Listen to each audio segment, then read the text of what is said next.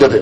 தொல்காப்பியம் நச்சினார்க்கினியர் உரை 1895, தொல்காப்பியம் சேனாவரையார் உரை 1868, மணிமேகலை 1898, சிலப்பதிகாரம் 1889, பத்துப்பாட்டு 1889 மற்றும் புறநானூறு 1894 ஆகியவை அருஞ்சொற்பொருள் விளக்கங்களுடன் பதிப்பிக்கப்பட்டு தமிழ் கூறும் நல்லுலகத்திற்கு கொடையாக அளிக்கப்பட்டன. அறிஞர் தாமோதரம் பிள்ளையும் தமிழ்கடல் ஊவே சாமிநாதையரும் மொத்தம் 100க்கும் மேற்பட்ட சிற்றிலக்கியங்களை கூட புதுப்பித்து வெளியிட்டனர். மறுமலர்ச்சி கவியரசர்களாகிய பாரதியாரும் பாரதிதாசனும் எளிய மக்களுக்கு ஏற்றம் தருவதற்கும் அவர்கள் மனத்தில் எழுச்சி உருவாக்குவதற்கும் தம் கவிதைகளை கருவியாக பயன்படுத்தினர். எட்டுத்தொகை, பத்துப்பாட்டு, 11 கீழ்கணக்கு போன்ற சங்கத்தமிழ் இலக்கியங்களை பொறுத்தவரை பல பாடல்களை ஆர்வத்தை தூண்டும் காட்சி அமைப்புகளாக சித்தரிப்பவை. நம் தமிழர்களாகிய செவ்விய வாழ்வை எடுத்து விளக்குபவை. அசை ஓவியங்களின் ஊடாய் இப்பாடல்களை ஒருவர் கண்டார கண்டுகளிக்க முடியும். தமிழர்களை மட்டுமல்ல, உலகெங்கு வாழும் மாந்தர் ஒவ்வொருவரையும் நன்னறி பாதையில் இட்டுச் செல்ல வல்லவையாக அசை ஓவிய முறையின் பயன் அமையும் என்பது என் கருத்து.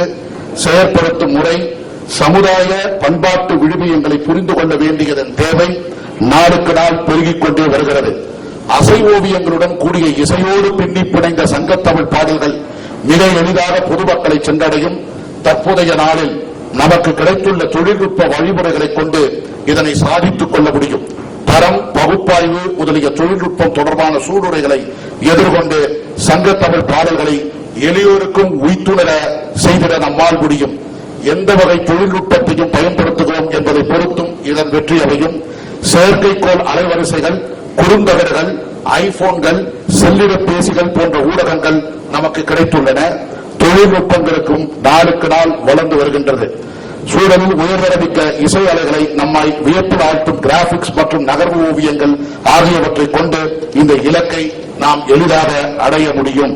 பயன்கள்: சங்கத்தமிழ் இலக்கியங்களை மீட்டெடுக்கும் பெரும் புரட்சியாக இந்த முயற்சி அமையும். ஏனெனில் இப்படி ஒரு முயற்சியின் ஊடாக வாழ்க்கை விழுமியங்களை சங்க வாழ்வியலாக அறிந்து நம்மை மேம்படுத்திக் கொள்ள முடியும். முடிப்புரை: எழுத்தறிவு பெற்று வரும் வளரினம் என்ற முறையில் 2000 ஆண்டுகளுக்கு முன்னால் படைக்கப்பட்டிருந்தாலும் தொடர்ச்சியும் சீர்மையும் கொண்ட இலக்கியங்களாக சங்கத்தமிழ் பாடல்கள் திகழ்கின்றன. தமிழ் புலமையாளர்களால் மட்டுமே புரிந்து கொள்ளத்தக்க அமைந்திருப்பது சங்கத்தமிழ் இலக்கியங்களின் அமைப்பு. எனினும் நாம் நமது காலத்திலேயே எதிர்கால தலைமுறையினருக்கு உரிய இலக்கிய செல்வமாக சங்கத்தமிழ் பாடல்களை அசைவோவிய வடிவில் வழங்குவதை நம் நீங்காத கடமையாக நினைக்கலாம். மக்கள் அரசின் அடிப்படையின்படி எளிய மக்களும் வாய்ப்புடையோரும் அறிந்து கொண்டு தமது ஆர்வத்தை வளர்த்துக் கொள்வதற்கு சங்க இலக்கியங்களின் படிநிலைகளை பதவுரை, பொழிப்புரை போல அசைநிலை ஓவியங்கள் முதலிய பல தொழில்நுட்பங்களில் புது புது படிவங்களில் சாரம் குறையாத சங்க இலக்கிய காட்சிகளை கணினியின் துணையோடு எப்படி வழங்குவது என்று முயல வேண்டும். விரிவு விளக்கம் என்ற வகையில் கற்பிக்கப்பட்டு வரும் சங்க இலக்கியம் காட்சி, சுருக்கம், தெளிவு என்ற புது வளர்ச்சிக்கு மாற்றம் பெற கணினி பொறியாளர்கள் முன்வர வேண்டும். நண்பர்களே, இவ்வாறு இந்த கட்டுரை அமைந்தாலும் இந்த கட்டுரைக்கு செறிவு சேர்ப்பதற்காக இந்த பாடலை ஒரு அசைநிலை வடிவத்திலேயே புறநானூருடைய பாடலான பாண்டியன் அறிவுரை நம்பிய மன்னன் எழுதிய பாடல் இது. படைப்பு பல படைத்து என்று தொடங்குகிற இந்த பாடலை அசைவோவிய காட்சியாகவே இப்பொழுது உங்களிடம் உங்கள் கண் திரையில் காட்டப்படும். சான்றாக சொல்ல வேண்டும் என்றால் செவ்வியல் இலக்கியமான கிரேக்க, லத்தீன் எந்த இலக்கியத்தில் ஆகட்டும், சாக்ரட்டிஸோ, அரிஸ்டாட்டலோ, பிளாட்டோவோ படைப்பு பல படைத்து பரவேறு உழைத்தரும் பெறுவராய் இடைப்பட குருகுரு நடந்து திருகை இட்டு தொட்டு கந்து விளக்கு மெய்முறை அடித்து மெய்பட விழுக்கும் மயக்குறு மக்களை சேர்த்து பயக்குறை இல்லை தாம் வாழுமாறே.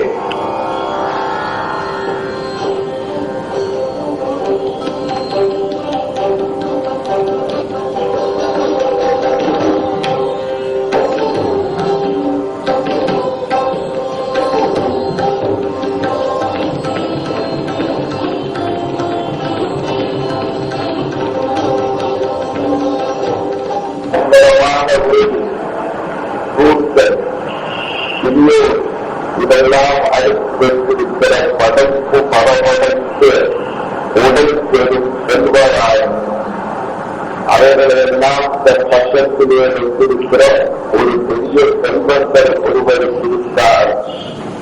10 பேரோட சாப்பிடலாம். அது என்னடா மனுஷன் ஒரு நடந்து சிறுகை நீட்டி எட்டும் தொட்டும் காப்பியும் துயர்ந்தும் நெய் போட்டு பெற்ற சாப்பாட்டை நெய்படவிருக்க உடம்பெல்லாம் சிதறடித்துக் கொண்டிருக்குமே.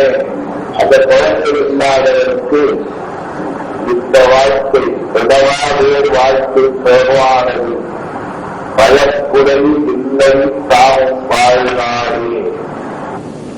ஆக நண்பர்களே, இது ஒரு மன்னாதி மன்னன் எழுதிய பாடல். சாக்ரட்டிஸோ அரிஸ்டாட்டலோ பிளாட்டோலோ ஏன் மார்க்கஸ் அரீலியஸ் அவர்களோ கூட இந்த அளவுக்கு ஒரு குழந்தையை நினைத்து பாடல் படைப்பதாக எந்த குறிப்பும் இல்லை, பாடலும் இல்லை. இதுதான் நம்முடைய சங்ககால பாடல்களுடைய ஒவ்வொரு சிறப்பாகும். இப்படி இந்த மாதிரி முயற்சியில் ஒவ்வொரு பாடலாகவே சங்கத்தமிழ் பாடல்களை இளைய தலைமுறைகளுக்கு அசைநிலை ஓவியங்களாகவே எடுத்துச் செல்லலாம் என்பதுதான் இந்த ஆய்வினுடைய நோக்கம், முயற்சி. நன்றி, வணக்கம். வணக்கம். மிக நல்ல முயற்சி, அருமையான முயற்சி. செம்மொழி மாநாட்டில் நம் சங்கத்தையும் இணையத்தையும் இணைத்து செய்யும் முயற்சி. வாழ்த்துக்கள், வெற்றி பெற வாழ்த்துக்கள். இதுபோல் மற்ற இலக்கியங்கள் முடிவெடுக்க இப்ப இடைக்கால இலக்கியங்கள் அந்த மாதிரி இலக்கியங்கள் இப்ப கம்பராமாயணத்தை செய்யறது அந்த மாதிரி முயற்சிகள் ஈடுபட்டிருக்கீங்களா? எதுவும் தொடங்கப்படவில்லை. இப்பொழுதுதான் என்னுடைய நண்பர் புவன் அவர்கள் தான் நேற்றைக்கு திருக்குறளை ஒரு முயற்சியாக அசை ஓவியங்களாக அவர் கொண்டு வந்த முயற்சியை நேற்று திருக்குறள் அளவில் செய்திருக்கிறார்கள். அந்த வண்ணமே சங்க இலக்கிய பாடல்கள். ஆக நீங்கள் சொன்னது போல ஒவ்வொரு பாடல்களாகவும் கம்பராமாயணம், சிலப்பதிகாரம் என்ற வடிவத்திலேயே நாம் ஒருங்கு செய்யலாம். வாழ்த்துக்கள். உங்கள் முயற்சி நன்றி. நன்றி. அடுத்து பேச வருவர் திரு அருள்மொழி. அவர் பேச இருக்கும் தலைப்பு சொல் வளையத்தில் உறவும் முறை சொற்கள். அவர் திராவிடன் யூனிவர்சிட்டியில் பணிபுரிகிறார். அவையோருக்கு வணக்கம். நான் பேச போகும் தலைப்பு சொல்வளையத்தில் உறவுமுறை சொற்கள். முடிந்தவரை தமிழில் பேசுங்கள். சொல்வலை என்பது வேர்ட்நெட்.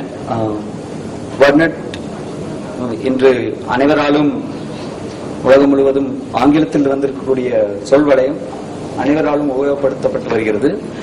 அதற்கான இந்திய மொழிகளில் அதற்கான முயற்சி தற்போது எல்லா மாநிலங்களிலும் நடந்து வருகிறது. நான் தற்போது அது தெலுங்கு தமிழ் இந்த இரண்டுக்குமான சொல்வளையத்தில் coordinate செய்கிறேன் அந்த working. So WordNet is perhaps the most widely used electronic dictionary of English, which is available for download. It serves as the lexicon for a variety of NLP applications like information retrieval, word sense disambiguation, and machine translation. The work on English WordNet started way back in 1985, where a group of psychologists and linguists they put their hands together and developed this lexical database. The work was based at Princeton University, and it's based on the psycholinguistic theories of.